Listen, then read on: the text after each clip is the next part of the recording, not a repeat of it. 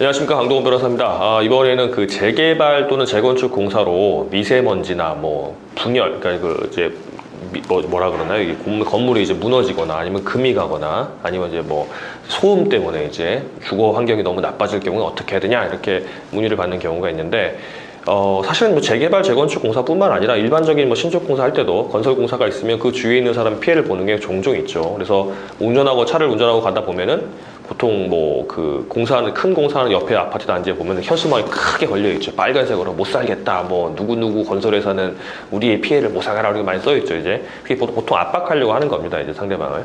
이럴 때 어떻게 해야 되냐는 거는, 일단 그 공사 때문에 우리 이제 아파트에 살기가 힘들어졌다는 걸 입증을 해야 되겠죠. 이제 뭐 그거 없어도 뭐 그 먼지가 있고 공기가 안 좋다고 한다고 사실 상관이 없는 거니까 이걸 인과관계라고 하고, 그렇다고 한다면 이제 우리 손해가 얼마나 발생했는지, 진짜 뭐 걸레질을 했더니 이제 까맣게 나온다든가, 너무 시끄러워서 잠도 못 잔다든가, 아니면 건물을 지어가지고 햇빛에 가려가지고 우리가 일조건이 안 좋다든가, 뭐 이런 것들이 있겠죠. 그런 피해, 어느 피해가 발생하는지 두 개를 이제 확인을 한 다음에 그 다음에 대처를 해야 되는데, 그 대처 같은 경우는 보통 공사가 하고 있다 그러면 공사 중지하는 가처분 신청을 할 수 있습니다.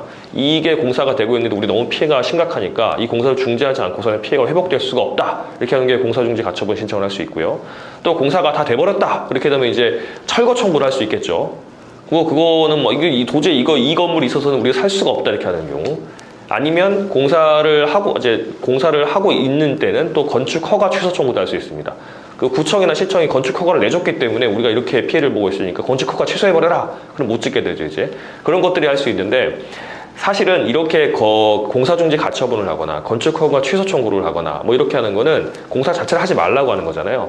그거는 아주 심각할 때, 그러니까 그 어떤 우리가 입은 손해를 금전으로 배상해서는 도저히 손해가 전보되지 않을 때, 손해가 회복되지 않을 때 할 수 있는 겁니다. 돈으로 할 수 있는 거면 사실 그냥 지어라 이렇게 되는 거예요.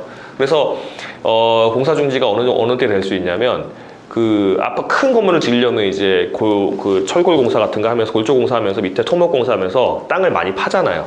그럴 때 옆에 있는 건물이 막 흔들려가지고 막 붕괴 이익이 있다거나, 그렇게 되면 이거는 뭐 돈으로 해결되는 게 아니죠. 이제 그러면 공사 중지 가처분 시켜야 되는 거고, 그리고 아예 숨도 못 쉴 정도로 이제 먼지가 너무 달리면 안 된다, 이렇게 하는 경우도 공사 중지 가처분 될 수 있는 거고, 건축 허가가 될 수 있는 거고, 또 이 건물이 다 지어졌을 때 그 높이를 봤을 때 일조건이 도저히 뭐 우리가 이제 햇빛을 볼 수 없게 된다는 거나, 이게 일조건이라고 하는 사실 뭐 요건들이 있어요. 뭐 동짓날을 기준으로 해가지고 뭐 몇 시부터 몇 시까지, 또 몇 시부터 몇 시까지에 2시간 이상씩 뭐 일조가 들어와야 된다, 이런 이제 대법원 판례상 요건이 있는데, 도저히 그게 안 된다거나, 그렇게 되면 공사 중지를 해야 되고 건축 허가 취소를 해야 될 겁니다. 이제 그렇게 하면 할 수 있고, 그렇게 안 된다 그렇게 되면 손해배상 청구를 할 수 있는 겁니다. 이제 금전으로, 그러니까 우리가 얼마나 손해받는지를 이제 입증을 해가지고 하는 건데, 사실은 시끄럽다, 먼지가 많다, 뭐 일조건이 떨어진다, 이게 사실은 돈으로 얼마는 얼마, 뭐 먼지 몇 개에 얼마 이렇게 될 수가 없잖아요. 사실은 그거는 그냥 우리가 손해배상 청구를 하게 되면 법원이 재량으로 판단하게 되는데, 법원도 사실은 판사님들이 거기에 대해서 전문가는 아니지 않습니까? 아니, 어디에도 전문가는 없어요. 이 정도의 피해를 얼마로 본다는 걸 수 없으니까, 보통 저희가 어떻게 청구를 하냐면, 비슷한 입지에 있는 아파트인데 그런 피해가 없는 아파트의 시가와 지금 현재 이렇게 공사가 벌어지고 돼가지고 시가가 떨어질 거 아닙니까? 이제 인기가 안 좋을 거니까 그 시가 차익만큼 보통 청구를 합니다. 이제 그렇게 하면 보통 되는 경우가 많이 있고, 근데 이제 아파트 집값에 영향 줄 만큼도 아닌 정도로 하게 되면 사실은 보통 위자료 정도가 되게 됩니다. 보통 사람이 죽으면 1억 정도 되거든요, 위자료가. 그러면 거기에서 범위 내에서 몇 천만 원 정도, 또 세대가 많다 그러면 세대별로 뭐 돈 몇백만 원, 몇 천만 원 이렇게 해가지고 곱하기 몇 해가지고 받는 경우가 많이 있습니다.